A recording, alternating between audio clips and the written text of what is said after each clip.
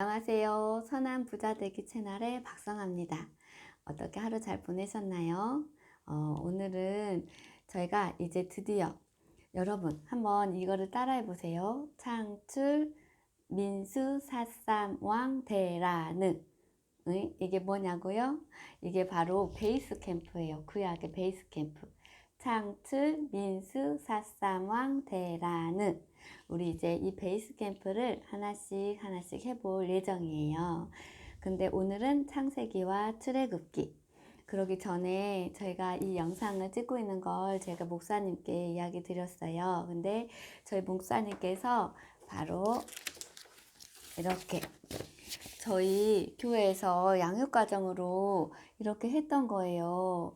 그래서 이 성경이 읽어지네를 그래서 목사님께서 이 파일을 보내주셨어요. 그래가지고 이걸 바탕으로 또 이 책이랑 같이 해서 그걸 이야기를 여러분에게 이렇게 전해드릴게요. 근데 하나님 나라 저는 교회 오래 다녔지만 저희 교회 와서 이 하나님 나라라는 그 의미를 좀 더 깊이 생각하게 됐었거든요. 그런데 이 성경에 읽어진 애도 하나님 나라의 관점으로 이거를 바라본다는 것이 되게 와닿았어요. 그래서 이제 우리는 하나님 나라에 초점을 맞춰서 우리 이야기가 이 책도 그렇고 이야기가 진행을 되니까 우리도 하나님 나라라는 거를 머릿속에 담고 이제 출발해 봐요. 그 중에 베이스 캠프 중에 두 가지 오늘은 창세기와 출애굽기를 이야기하는데 창세기는 핵심은 하나님 나라의 백성 국민을 만드는 과정이라고 생각하시면 돼요.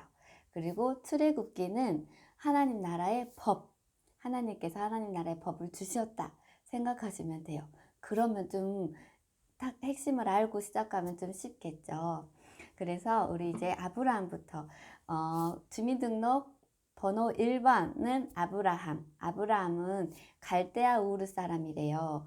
갈대아 우르가 어디야? 근데 어제 우리가 이야기했던 바벨론, 이라크, 지금의 이라크죠. 이라크에서부터 시작이 되는 거예요. 그래서 바벨론에서 하나님이 아브라함을 택하셔서 너는 본토 아비집을 떠나라 하셨잖아요. 그래서 이제 아브라함은 하나님을 믿고 하나님께서 저 별을 봐라. 너의 자손이 자자손손 저 별만큼 많아질 것이다. 이것은 바로 하나님 나라의 국민이 이렇게 많아질 것이다.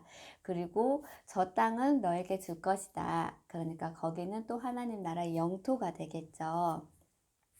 그렇게 해서 이렇게 하나님 나라 여정을 가다가 아이를 가질 수 없었던 아브라함에게 이제 주민등록번호 2번인 이삭, 물론 그 다른 아들도 주셨지만 하나님 나라의 계보의 2번은 바로 이삭이에요. 이삭은 제가 여기서 또 눈이 떠졌던 건 뭐냐면 이삭의 이야기는 사복음서의 이야기와 같대요. 그게 무슨 말이야? 하는데 바로 아브라함이 이삭을 번제물로 드릴 때 이미 이삭은 죽은 목숨인데 하나님께서 어린 양을 준비하셔서 다시 살아났잖아요. 그러니까 이삭은 죽었다가 다시 살아난 부활을 의미하는 거예요. 그래서 사복음서의 내용을 담고 있다는 것이 새로웠어요. 그리고 이제 또 이삭의 이후로 그 3번은 주민등록 3번은 누구일까요? 맞아요. 야곱. 야곱은 어떻게 보면 에서보다는 사기꾼이에요. 그런데 하나님은 그런 사기꾼을 이렇게 하나님 나라의 그 일꾼으로 삼으셨어요. 여기에서 의미하는 바가 있대요. 그게 뭐냐면 하나님의 구원은 그 사람의 행위가 아니고 하나님의 은혜, 어떤 죄를 졌든 어떤 걸 했든 또 이 사람이 착하든 나쁘든 하나님의 은혜로 이 사람은 구원을 받는다는 의미를 담고 있대요.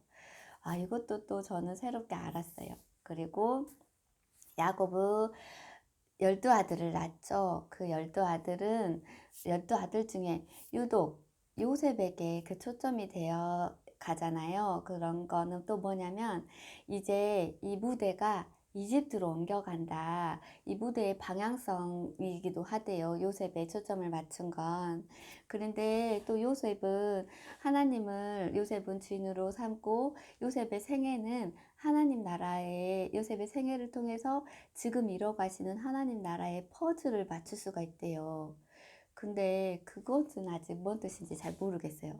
우리가 성경을 읽으면서 하나님 나라의 퍼즐이 요셉과 연관이 있다고 이걸 한번 염두에 두면서 성경을 읽어보면 좋겠어요. 혹시 여러분이 그 퍼즐을 풀었다면 저한테 알려주세요. 그리고 또 그 다음 요셉에 이어서 그 다음은 요셉을 통해서 이제 이집트에 정착하게 된 이집트 민족은 어떻게 보면 이집트 민족이 아니고 유다 야곱의 자손은 70명이었는데 400년 후에 250만 명으로 이렇게 늘어난대요. 그게 바로 하나님 나라의 백성이 이렇게 형성이 됐다는 것을 의미하죠. 이렇게 해서 출애굽기는 끝나요. 그리고 그 다음에 이어지는 죄송해요. 창세기가 끝나요. 그리고 그 다음에 이제 이어지는 출애굽기는 아까도 이야기했듯이 하나님이 법을 주셨던 법에 초점이 되어 있다고 생각하시면 돼요.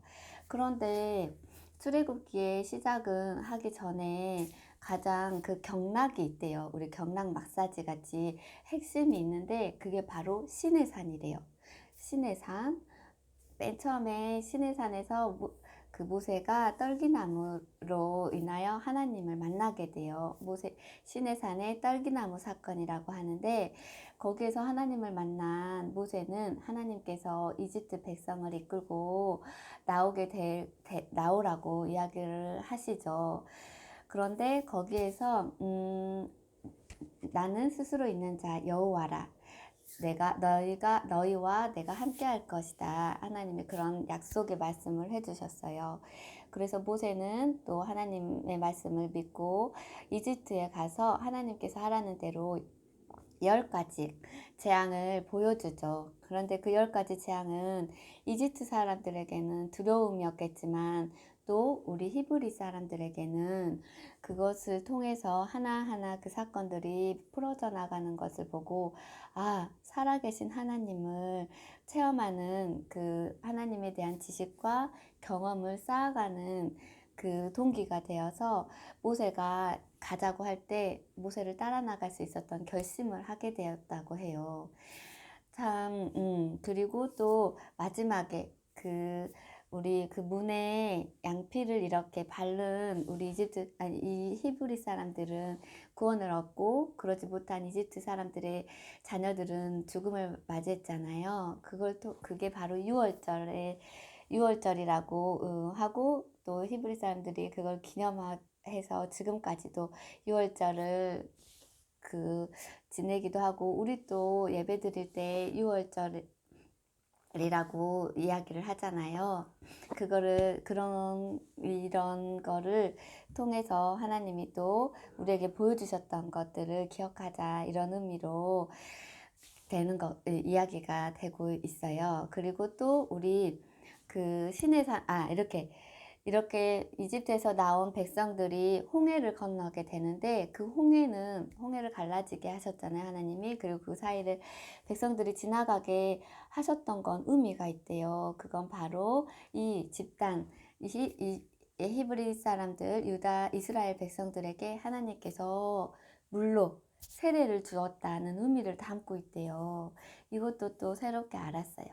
그렇게 해서 걷고 걸으면서 1년 3개월 만에 도착한 곳이 바로 시내산이래요.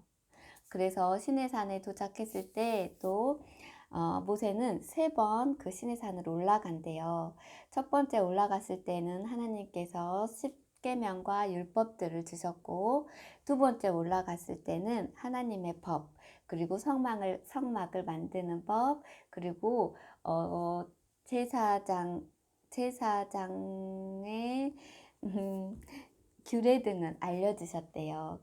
그래가지고 하나님께서 증거판을 만들어 주셔서 이걸 갖고 내려왔는데 백성들이 금송아지를 가지고 제사를 드리고 있는 걸 보고 그 모세가 그 증거판을 던져 깨뜨리죠.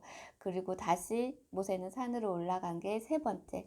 산에 올라가서 하나님이 다시 두 번째 증거판을 만들어 주셨고, 이걸 가지고 내려왔을 때 그 모세의 얼굴이 엄청 환했다고 해요.